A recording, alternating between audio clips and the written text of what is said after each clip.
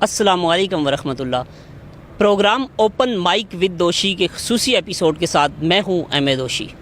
ناظرین، ہم موجود ہیں راولپنڈی آرٹ کونسل میں اور ہم یہ دیکھنا چاہتے ہیں کہ کیا راولپنڈی آرٹ کونسل میں ادبی سرگرمیاں بھی ہوتی ہیں، ثقافتی سرگرمیاں بھی ہوتی ہیں، آرٹ اور فنون لطیفہ سے وابستہ افراد جو ہیں ان سے ہم بات کرنے کی بھی کوشش کریں گے اور یہ جاننے کی کوشش کریں گے کہ فنکار جو ہے وہ یہاں پہ کتنا محفوظ ہے۔ یہاں پہ خواتین کا بھی آنا جانا ہوتا ہے، یہاں پہ ادبی تقریبات بھی ہوتی ہیں، تو ہم یہ تمام چیزیں ان سے جانیں گے اور دیکھیں گے کہ راولپنڈی آرٹس کونسل جو ہے فنون لطیفہ کے لیے کیا کردار ادا کر رہی ہے۔ تو ہمارے ساتھ رہیے گا۔ آج میرے ساتھ موجود ہیں ملک کے ممتاز شاعر، ترنم کے بیتاج بادشاہ اور ادبی ستارہ تاباں اور ادبی تنظیم صدائے سخن کے نائب صدر جناب عبدالقادر تاباں۔ السلام علیکم۔ وعلیکم السلام دوشی، کیسے ہیں آپ؟ ٹھیک ٹھاک۔ بہت شکریہ سر آپ کے وقت دینے کا۔ یہ بتائیے گا سر کہ ہم دیکھنا یہ چاہ رہے ہیں، جاننا یہ چاہ رہے ہیں کہ ادب میں وہ اس طرح کی ادبی تقریبات میں تسلسل ہے، تیزی ہے، لیکن ادب اس طرح پروان نہیں چڑھا، اس کی کیا وجہ ہے بنیادی؟ وہ آپ دوشی جانتے ہیں کہ ایک ہوتی ہے کوالٹی اور ایک ہوتی ہے کوانٹٹی۔ ہم لوگ جو ہے نا کوانٹٹی کے پیچھے پڑے ہوئے ہیں، یعنی مقدار کے پیچھے پڑے ہوئے ہیں۔ کوالٹی جو ہے نا وہ کوئی نہیں دیکھ رہا۔ اندھا دھند تقریبات ہو رہی ہیں اور اس میں شعراء بلائے جاتے ہیں، یہ بھی کوئی وہ قید نہیں رکھی جاتی کس کو بلانا ہے کس کو نہیں بلانا، جس نے آنا ہے آ جائے۔ اب اس میں یہ ہوتا ہے کہ بعض جو بچے ابتدائی مطلب شعر جن کو ابھی کہنا نہیں آیا ہوتا، ابتدائی دور میں ہوتے ہیں، ان کو بھی پڑھانا پڑ جاتا ہے، آ جاتے ہیں۔ پھر کچھ ایسے لوگ ہوتے ہیں جن کی عمریں گزر گئی ہیں لیکن وہ اسی دور میں رہتے ہیں، بچوں والے دور میں۔ وہ اس لیے کہ وہ کبھی کوشش نہیں کرتے ہیں کہ میں کسی سے اصلاح لے لوں یا کچھ سمجھ ہی لوں کسی طریقے سے کہ شاعری اصل میں اوزان کا کھیل ہے اور اس کے علاوہ خیال کا کھیل ہے۔ لیکن وہ سمجھتے ہیں کہ بس میں نے اگر اوزان سمجھ لی ہے تو شاعری آ گئی۔ تو اس کی وجہ سے یہ تقریبات میں جو ہے نا بوریت پیدا ہو رہی ہے، کوئی خیال اچھوتا کوئی پیش نہیں کرتا۔ ہاں کچھ نوجوان شعراء ہیں، کچھ بچے ہیں جو نیا خیال لانے کی کوشش کرتے ہیں، لیکن وہ خام بچے ہیں، ابھی ان کو آگے جانا ہے، ان کو بہت کچھ سیکھنا ہے۔ تو یہی وجہ ہے کہ تقریبات تو ہو رہی ہیں لیکن آؤٹ پٹ اس کا کوئی خاص نہیں نکل رہا۔ قبلہ ہم یہ بھی دیکھتے ہیں کہ مختلف تقریبات میں یا تو ون مین شو ہو رہا ہوتا ہے، ایک کوئی اس کو پورا مینیج کر رہا ہے منتظمین کے حوالے سے، یا پھر ہم یہ دیکھتے ہیں کہ جڑواں شہر میں بیک وقت تقریبات ہو رہی ہوتی ہیں۔ تو یہ ادب کے لیے فروغ ادب ہے یا سمجھیں کہ ادب کو نقصان ہو رہا ہے اس سے؟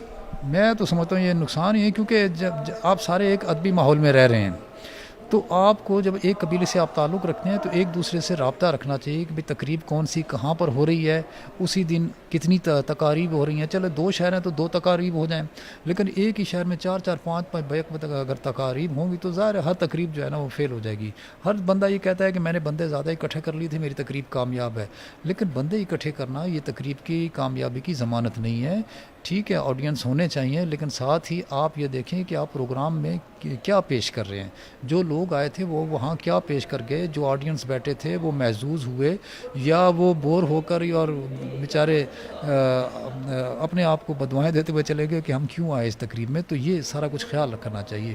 جو لوگ اپنا وقت نکال کر آتے ہیں آپ کو سننے کے لیے، ان کے وقت کی قیمت صحیح طریقے سے ادا کرنی چاہیے۔ اچھا سر، ہم یہ بھی دیکھتے ہیں کہ کوئی بھی تقریب ہوتی ہے اس میں مہمان اعزاز یا نوجوان یا عمر رسیدہ کوئی بھی ہم شاعر سینئر شاعر کو بھی لے لیں، لیکن ایک شخص کی تقریب ہے اس کو مہمان اعزاز بلا لیا، لیکن سٹیج پہ 20 افراد ہوتے ہیں اور 10 افراد نیچے ہوتے ہیں۔ تو یہ جو منظم طریقہ نہیں ہے، اس کی بنیادی خامی کہاں پہ آپ کو نظر آتی ہے؟ دیکھیں یہ اب میں اگر یہ خامیاں بتاؤں گا نا تو بہت سارے دوست ناراض ہو جائیں گے، تو خامیاں تو میں نہیں بتا سکتا، لیکن یہ واقعی آپ صحیح کہہ رہے ہیں کہ اسٹیج پر جو ہے نا 20-25 آدمی بٹھانے سے کسی کی بھی اہمیت واضح نہیں ہوتی کہ یہاں کون اہم آدمی ہے جس کو آپ نے۔ عام طور پر تو یہ ہوتا ہے نا کہ ایک صدر ہوتا ہے تقریب کا، وہ اس کو پریزائڈ کر رہا ہوتا ہے، وہ ایک اہم آدمی ہے۔ مہمان خصوصی رکھ لیں، مہمان اعزاز، چلو 3 آدمی ہو گئے اور ایک اینکر جو اس کو نظامت کرنے والا جو ہے۔ لیکن یہ جو 20-25 آدمی ہوتے ہیں وہ اسپانسرشپ ہوتی ہے میرے خیال میں، واللہ عالم۔ بہرحال یہ پردے کی باتیں میں اگر کروں گا تو بہت سے دوست ناراض ہو جائیں گے۔ اچھا، پھر کبھی آپ یہ بھی دیکھتے ہیں کہ وہ پھر جو ادبی تقریبات ہیں اس میں بالکل وہ سینئر اور جونیئر کا لحاظ نہیں رکھا جاتا، اور اب میں نے اکثر تقریبات میں دیکھا کہ آپ کو بھی پہلے بعض جگہ پڑھا دیا گیا ہے. تو یہ آپ سمجھتے نہیں کہ جس نے چراغ پہلے جلایا تھا اس کی ذمہ داری پہلے بنتی ہے کہ اس کو وقت جو ہے سینئرز اور جونیئر کے حساب سے دینا چاہیے؟ یہ آپ صحیح کہہ رہے ہیں، حسب مراتب کا خیال کرنا چاہیے، لیکن اب جو لوگ نہیں کر رہے ہیں. یہ جو چل رہی ہے ایک آپا دھاپی چل رہی ہے، لوگ اندھا دھند وہ کرا رہے ہیں، پروگرام کرا رہے ہیں، اور وہ اس کسی ایک آرگنائزر نے پروگرام کیا ہوتا ہے، وہ کہتا ہے جی میرا پروگرام ہے، جیسے چاہوں گا ویسا کروں گا. تو عام طور پر تو ایسا نہیں ہوتا، کبھی کبھار ایسا ہو جاتا ہے کہ وہ سینئر جو ہے وہ پہلے پڑھ جاتا ہے، جونیئر بعد میں پڑھتا ہے. بہرحال کبھی کبھار ایسا ہو جاتا ہے تو خیال رکھنا چاہیے. اچھا قبلہ، آپ نے بھی بہت سی مختلف تقریبات میں صدارت بھی کی ہے، مہمان خصوصی بھی رہے ہیں، تو آپ یہ نہیں سمجھتے کہ سینئر کو بیک وقت 2 سے 3 جگہ پہ کمٹمنٹ نہیں کرنی چاہیے؟ جہاں پہ ایک مشاعرہ ہو رہا ہے تو وہیں پہ کمپلیٹ آخری گروپ فوٹو تک صاحب صدر کو رہنا چاہیے جب مہمان خصوصی؟ یہ آپ ٹھیک کہہ رہے ہیں، اور یہ آج کل یہ ہوا چلی ہوئی ہے کہ وہ لوگ آتے ہیں، آنکھیں جب مجھے جلدی پڑھا دیں، میں نے فلاں جگہ بھی جانا ہے یہ سارا. تو بھائی صاحب آپ کیوں اتنی کمٹمنٹ کرتے ہیں؟ 3 4 جگہ، ایک جگہ جائیں، آرام سے پڑھیں، پورا مشاعرہ سن کر پوری تقریب کے اندر بیٹھے رہیں.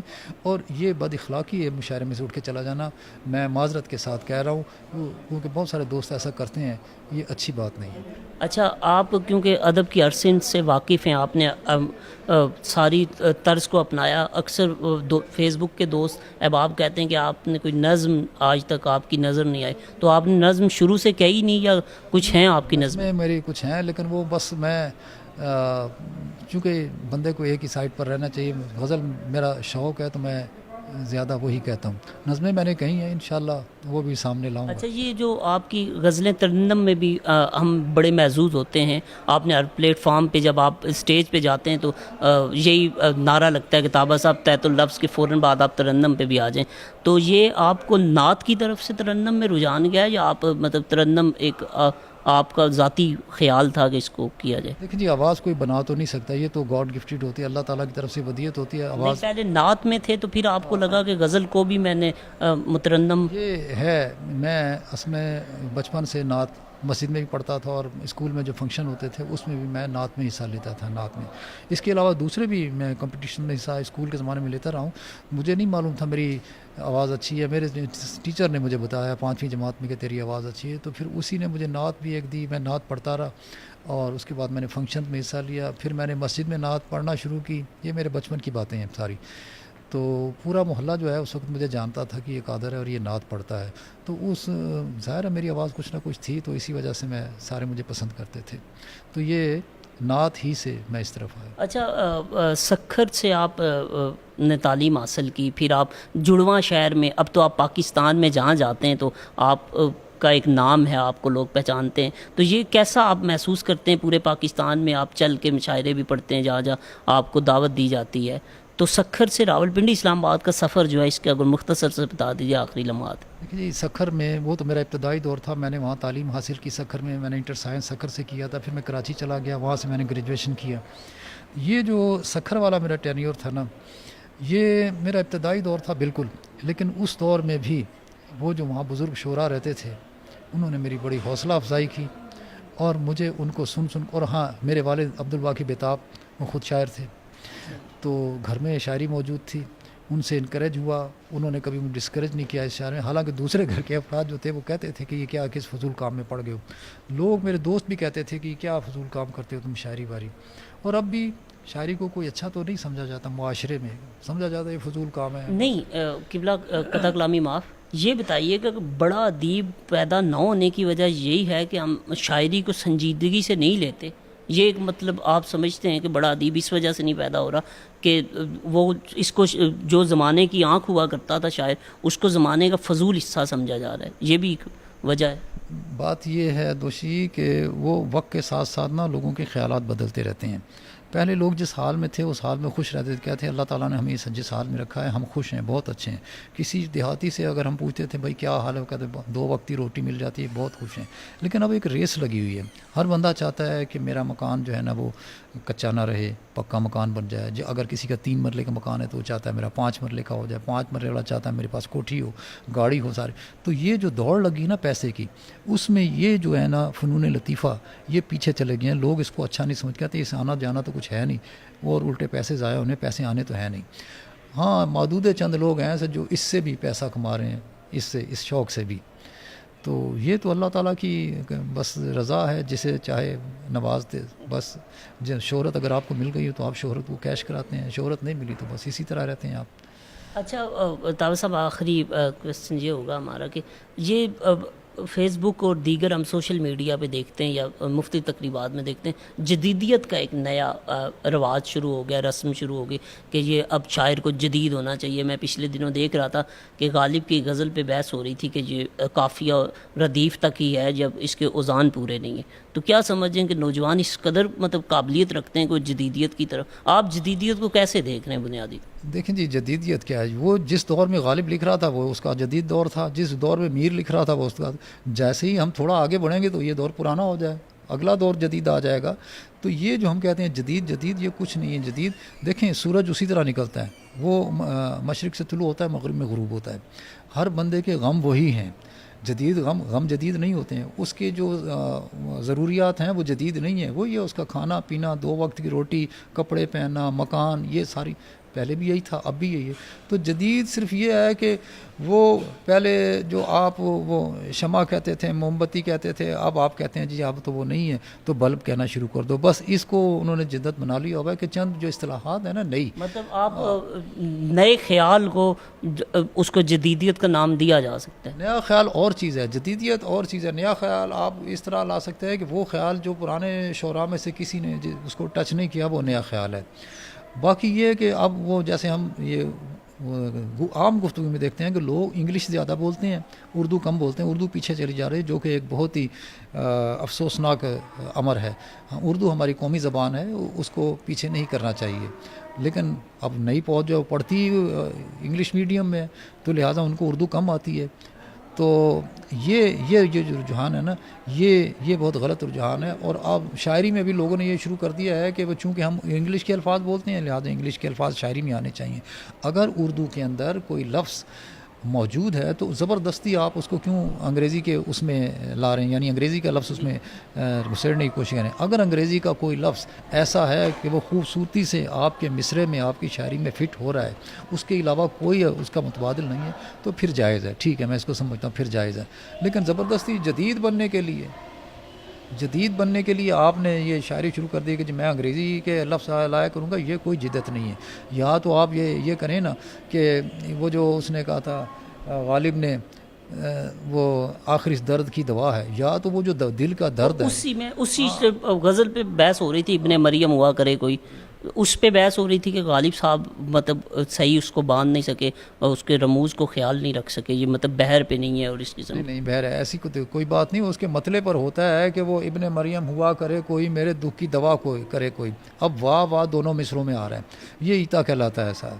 تو اس میں وہ کہتے ہیں دیکھیں جی انہوں نے یہاں یہ اصول قافیہ کے تحت قافیہ ہے ہی نہیں. دوا کے اوپر اگر وہ دوا ہے، اس بحث کو کس تناظر میں دیکھتے ہیں؟ یہ اساتذہ سے بھائی غلطی، انسان غلطی کا پتلا ہے، اساتذہ سے غلطی ہو سکتی ہے، لیکن اس غلطی کو بنیاد بنا کر آپ کو اجازت نہیں ملتی کہ آپ بھی شروع کر دیں. یہی بات.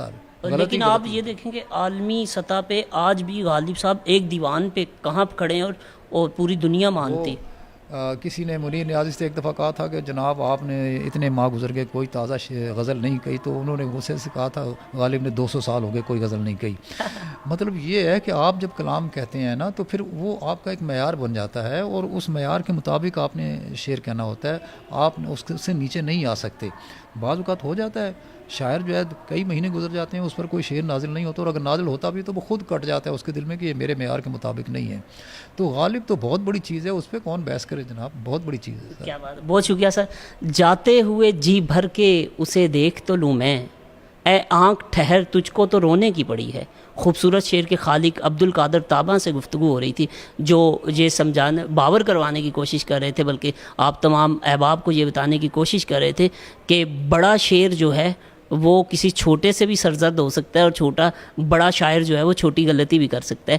تو ادب سے محبت کیجئے، فروغ ادب کے لیے کام کیجئے، شاعر کو سمجھنے کی کوشش کیجئے، شعر کو سمجھنے کی کوشش کیجئے گا. اسی کے ساتھ ہی اجازت چاہیں گے. اللہ حافظ.